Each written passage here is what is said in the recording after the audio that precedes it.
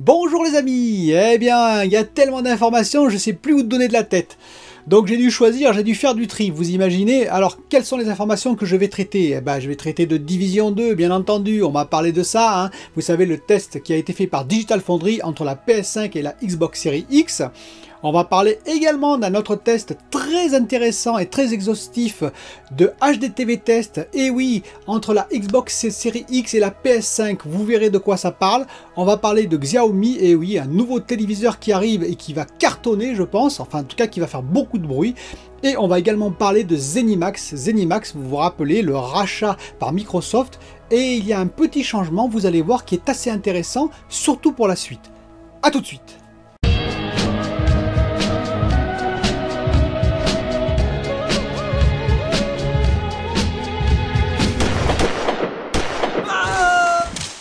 Alors Xiaomi, c'est un autre fabricant de téléviseurs chinois, encore un, et oui, qui est peut-être peu implanté en Europe, mais qui marche très très fort aussi, hein, qui vend beaucoup de téléviseurs dans le monde. Et voilà que eux aussi, ils ont des prétentions, je pense, pour vendre des télés hors de Chine et partout dans le monde, et surtout sur le sol européen et en France. Et donc ils ont sorti un nouveau modèle, un modèle qui est le M1Q1, 75 pouces. Et accrochez-vous, je vais tout de suite vous donner le prix de ce téléviseur. Il devrait tourner normalement, si c'est confirmé, à 1300 € pour un 75 pouces. Alors vous allez me dire, pour ce prix-là, qu'est-ce qu'on va avoir? Eh bien, pour ce prix-là, vous allez avoir du QLED, déjà ça commence comme ça. Vous allez avoir du 120 Hz et une dalle native 120 Hz, c'est très important pour le gaming, je vous l'avais déjà expliqué, hein, tous les téléviseurs vont passer gaming quasiment. Vous allez avoir du ALLM, Auto Low Latency Mode, pour connecter votre Xbox Series X ou PS5 automatiquement à votre téléviseur qui commute, on va dire, dans le mode le plus rapide en termes de temps de réponse.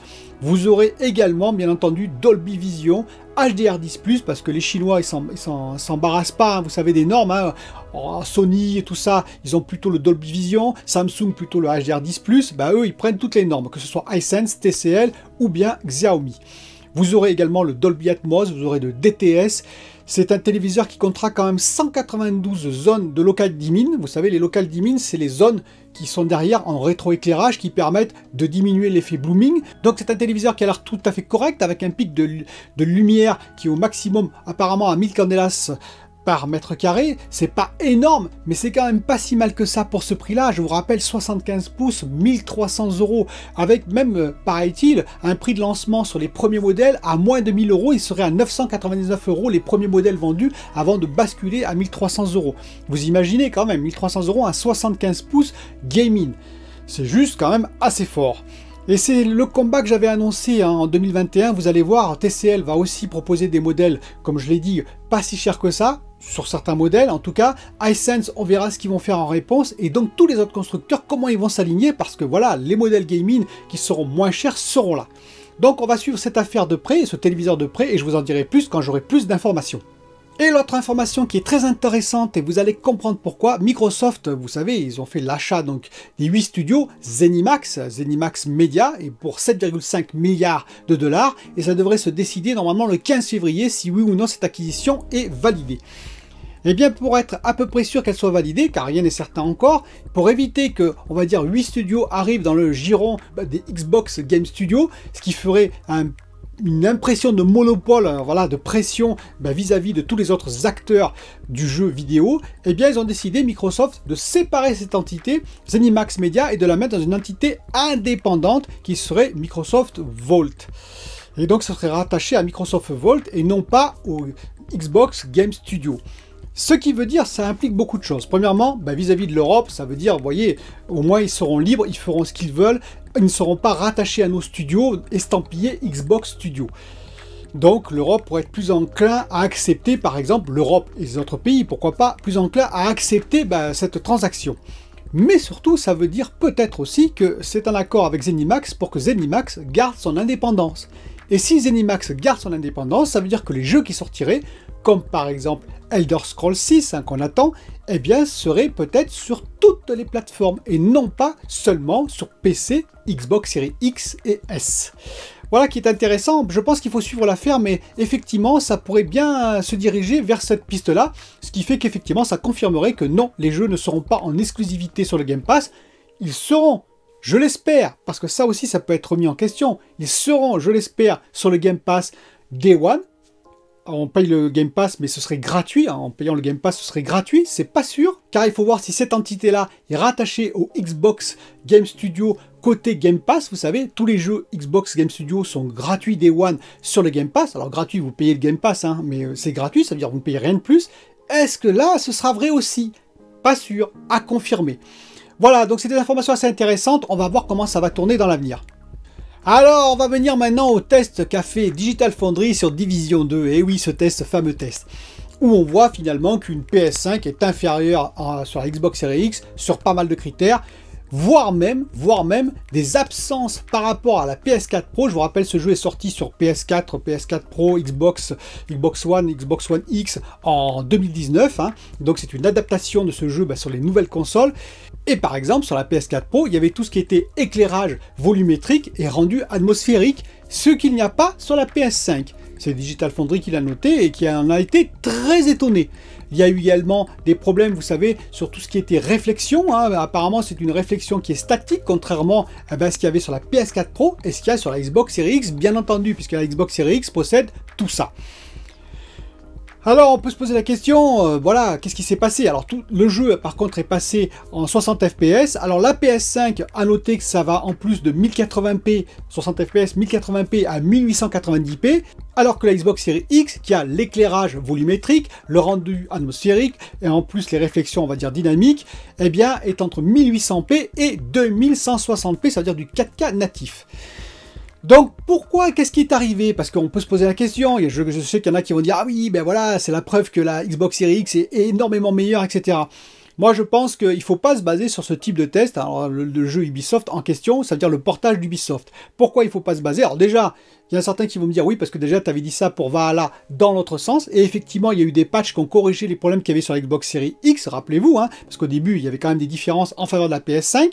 Et bien, je vais inverser le problème. Et pourquoi, d'après moi, le test est tout à fait valable, Digital Foundry, mais le résultat n'est pas à prendre en compte, entre guillemets. C'est que le problème pour moi vient de la rétrocompatibilité PS5.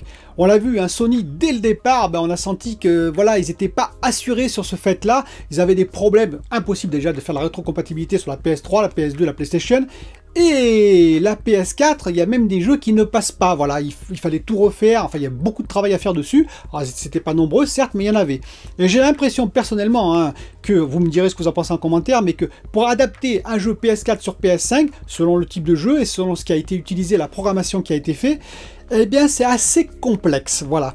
Sans doute plus complexe que sur la Xbox Series X qui s'en sort très très bien, on l'a vu, hein, j'ai même fait tourner des jeux en 360, il y a plein de jeux d'ailleurs Xbox 360 sur le Game Pass, j'ai quelqu'un qui est venu d'ailleurs qui a mis des disques 360, ça a marché tout de suite, donc vraiment en termes de rétrocompatibilité, là oui la Xbox Series X est largement supérieure, et je pense que c'est beaucoup plus facile d'adapter un jeu, même un jeu qui est pourtant de 2019, sur la Xbox Series X que sur la PS5.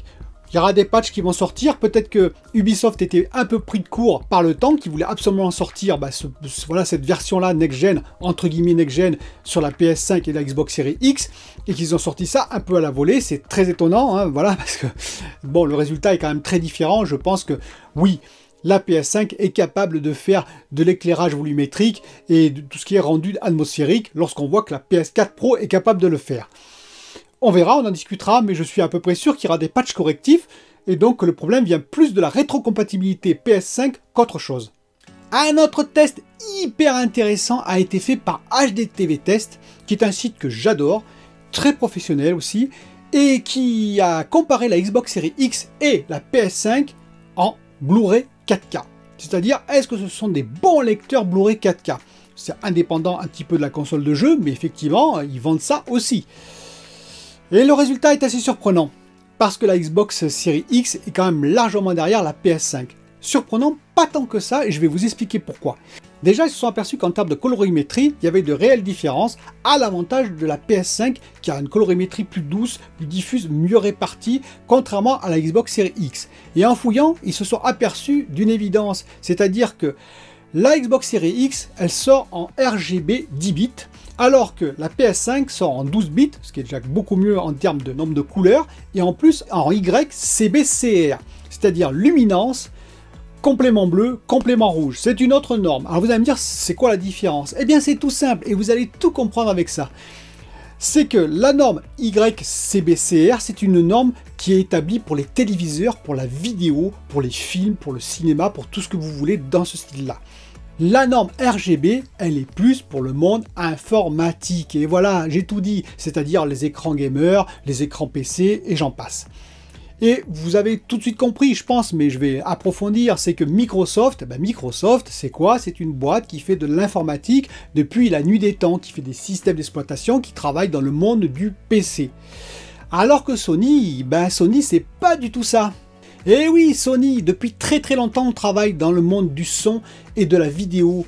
Sony, je vous rappelle, en 1984, ils ont fait avec Philips, ils ont fait quoi? Ils ont fait le lecteur CD, ils ont inventé le CD finalement, ils ont sorti le premier CD, lecteur CD au monde. Ils ont ensuite travaillé toujours avec Philips, mais aussi avec Toshiba et Panasonic sur le DVD. Et ensuite, ils ont travaillé avec Matsushita pour sortir les premiers au monde, la norme Blu-ray que vous connaissez, et ensuite le Blu-ray 4K. Sony, c'est également des téléviseurs, Sony, c'est également des lecteurs Blu-ray 4K, comme ils en vendent indépendamment, bien entendu, de la PS5. Sony, c'est également, j'ai fait une émission spéciale là-dessus, le Sony Bravia Core. C'est quoi le Sony Bravia Core? Eh bien, c'est des films en ultra qualité, en stream. Pourquoi? Parce que derrière, il y a Sony Pictures. Ah oui, Sony Pictures, les studios Sony Pictures. Donc Sony, ils sont vraiment, on va dire, ils ont une culture du film, de la vidéo, du téléviseur qui est ancrée depuis des années et des années. Et même si la PS5, on va dire, c'est un secteur indépendant, hein, c'est une division indépendante, ils se sont d'ailleurs rapprochés, on l'a su, des téléviseurs en l'occurrence, mais voilà, ils ne peuvent pas ignorer ce monde-là. Et donc, évidemment, que ça leur paraissait logique de sortir leur Blu-ray 4K, le lecteur Blu-ray 4K en YCBCR et non pas en RGB. Voilà déjà la grosse différence. Alors est-ce que Microsoft Xbox pourra corriger sa Xbox Series X par des patchs? Nous verrons. En tout cas, HDTV Test, ils ont essayé de changer la configuration, ça n'a pas marché, c'est resté tout le temps en RGB 10 bits.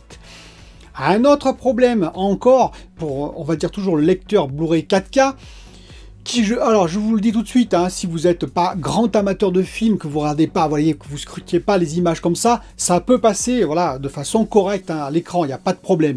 Maintenant, si vous êtes un puriste, parce qu'on peut être un puriste, comme on est puriste dans le jeu vidéo, après tout, on peut être puriste aussi, amateur de films et de séries de qualité, eh bien, ça risque de se voir la différence. Et il y a une différence supplémentaire, et oui, une différence supplémentaire en défaveur de la Xbox Series X. Les films, normalement, tournent en 24 images secondes, mais en fait, ils tournent en 23,976 images secondes. Alors, en Europe, en France, ils tournent en 24 images secondes, mais dans d'autres parties du monde, ils tournent en 23,976, ils sont codés comme ça, images secondes. Imperceptible à l'œil humain, mais ceci dit, ça tourne comme ça. Et qu'est-ce qui se passe? Eh bien, il se passe que la PS5 sait parfaitement s'adapter, vous voyez, varier finalement son nombre d'images par seconde pour s'adapter en fonction du Blu-ray 4K que vous avez, ce que ne fait pas la Xbox Series X. Et voilà. Et donc, qu'est-ce qui se passe? Eh bien, il se passe que ce 0,024 images secondes qu'il y a en moins se cumule, et au bout de 42 secondes, vous pouvez faire le calcul, 42 secondes, ça fait une image que la Xbox Series X ne sait pas traiter, et qu'est-ce qu'elle fait? Elle la saute. Donc toutes les 42 secondes, vous avez une image qui saute. Alors je vous répète, c'est presque imperceptible à l'œil, hein, sauf pour les puristes, c'est important de le dire, mais sinon vous ne verrez pas, vous ne remarquerez pas particulièrement. Mais quand même, c'est un petit peu gênant.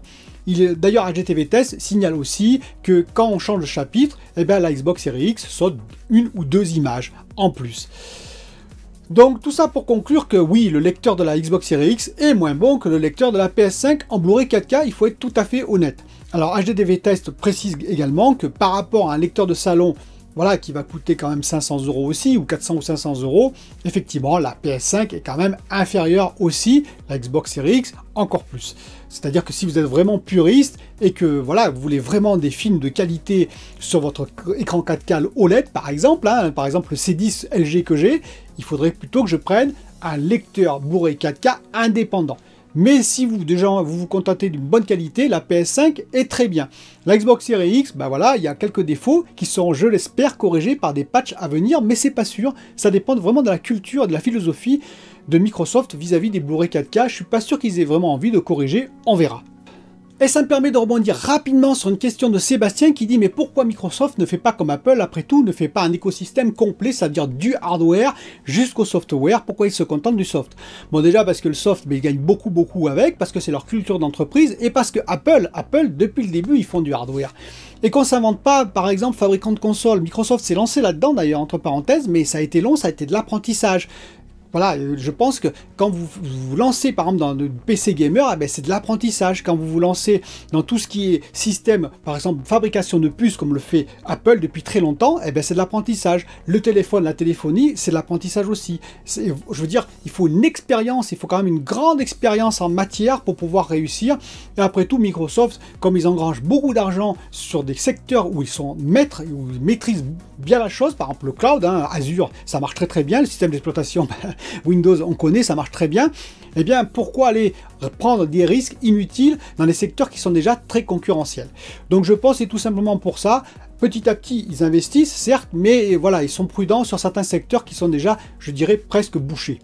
Voilà, cette émission a été un peu longue, mais elle est finie. J'espère qu'elle vous a plu. N'hésitez pas à vous abonner si vous ne l'êtes pas encore. Et je vous dis à bientôt pour une autre vidéo.